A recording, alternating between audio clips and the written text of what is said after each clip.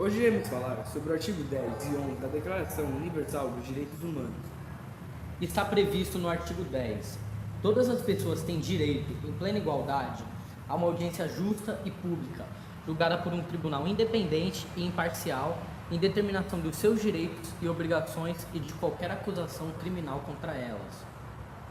No artigo 11 está escrito: primeiro, toda pessoa acusada de um ato delituoso presume-se inocente até que sua culpabilidade fique legalmente provada no decurso de um processo público, em que todas as garantias necessárias de defesa lhe sejam asseguradas. Segundo, ninguém será condenado por ações ou omissões que, no momento da sua prática, não constituíam ato delituoso à face do direito interno ou internacional. Do mesmo modo, não será infligida pena mais grave do que a que era aplicável no momento que o ato delituoso foi cometido. Como praticamente todos os artigos dos direitos humanos, esses artigos apresentam algumas contradições, como por exemplo, o artigo 10 tem a contradição de que, se você for alguém rico ou bastante influente de alguma maneira, você pode acabar subornando o juiz para não ser condenado e até mesmo não chegar perto de ser julgado. Iremos dar alguns exemplos que acontecem no nosso cotidiano e casos famosos que já aconteceram, que obviamente se referem aos artigos 10 e 11, mais especificamente casos em que esses direitos não foram cumpridos totalmente ou que foram totalmente descumpridos. Nosso primeiro caso vai ser o do Dr. Batista, que atropelou e matou um ciclista em março de 2012, chamado Wanderson Pereira dos Santos. Um ano após ele bater o carro, foi julgado e condenado pela juíza Daniela Barbosa, mas seus advogados conseguiram reverter a situação dele. A única coisa que aconteceu no julgamento foi que ele tinha que pagar uma multa no valor de 1 milhão e fazer serviços públicos, e o caso foi encerrado aí. Aqui no Brasil, a pena para uma pessoa que comete homicídios varia de 12 a 30 anos, ou seja, ao invés dele cumprir o que está previsto em lei, ele sai quase que impune por ter uma influência gigantesca e por ser muito rico.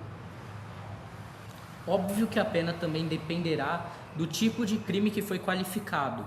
Se o crime que foi cometido foi com a intenção de matar, você poderá pegar entre 12 a 30 anos. E se for simples, sem a intenção de matar, a pena poderá ser menor, de 6 a 12 anos.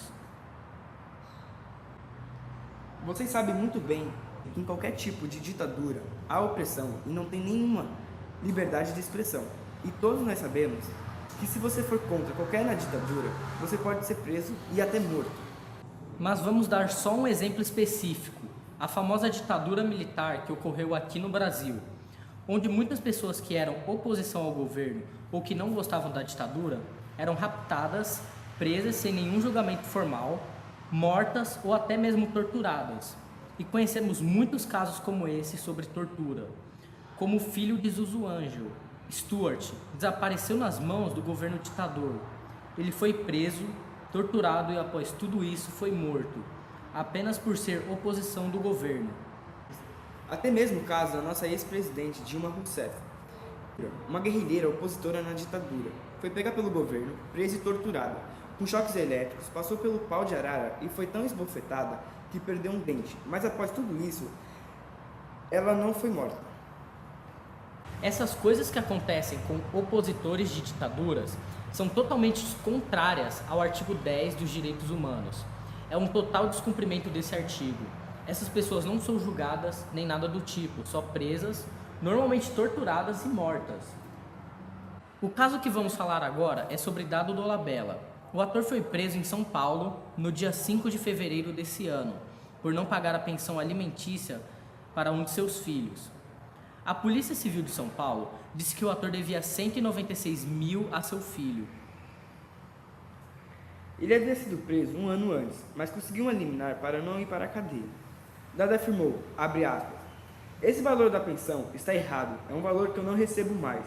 Eu queria poder dar mais para o meu filho, fecha aspas. Quando estava sendo levado pela polícia, alguns jornalistas o fizeram dar um depoimento, abre aspas. Os advogados vão recorrer, a gente vai tentar recorrer, tentar fazer um acordo com ela. É isso, a justiça escolheu isso, vamos acatar. Fecha aspas. Ele disse isso antes de ser colocado no carro da polícia. Após alguns meses, Dado saiu da prisão e foi preso novamente e foi condenado a 2 meses e 15 dias de prisão, mas a pena dele foi convertida para trabalho comunitário. Além disso, tinha que comparecer a reuniões de reflexões para homens e sempre avisar quando fosse sair do Rio de Janeiro. Ele ficou livre, mesmo não fazendo nenhuma das condições que foram dadas a ele pela juíza. Agora, vamos a um caso internacional que ocorreu em Cuba. Neste caso, cerca de 775 pessoas foram detidas em uma base americana localizada em Guantánamo. Bom, a base localiza-se ao sul da ilha de Cuba e possui uma área aproximadamente de 116 quilômetros quadrados. Essas pessoas não puderam recorrer a nenhum processo jurídico e não tiveram um julgamento formal. Uma parte foi colocada em liberdade, enquanto outros ficaram um bom tempo presos esperando para serem julgados e soltos. Alguns relataram que mesmo antes de chegarem na base, foram torturados. Muitos tentaram suicídio para protestar sua situação lá dentro. Os Estados Unidos, em 1903, assinaram um contrato de arrendamento de terra com Cuba. Nessa época, os interesses deles eram por mineração e operações navais. Mas não demorou muito para que eles retornassem até aquela área, uma prisão militar. Agora que falamos sobre alguns casos famosos que foram praticamente descumprimentos dos artigos 10 e 11, vamos falar sobre casos que acontecem no dia a dia de todos nós, como por exemplo, juízes que são subornados por ricos que cometeram algum delito e não querem ser condenados e nem julgados. Quase todo mundo já ouviu falar sobre algum acontecimento de uma pessoa rica que fez algo contra a lei. Quando vai chegar a ser julgada, o juiz, por saber quem a pessoa é, já a deixa impune, como o caso do Thor Batista, que nós falamos agora há pouco. Todas essas histórias e casos que citamos nos fazem pensar. Se a pessoa não for rica ou influente de alguma maneira, ela se livraria tão fácil assim de algum tipo de acusação como esses ricos se livram? Essa é a questão que deixamos aqui no final da nossa videoaula. Eu sou o Henrique. E eu sou o Fabrício, e essa foi nossa videoaula. Eu espero que vocês tenham gostado e entendido as coisas que nós explicamos aqui. Obrigado por assistirem e boa sorte ano que vem para vocês que farão TCA, assim como nós. É isso, tenham um bom dia.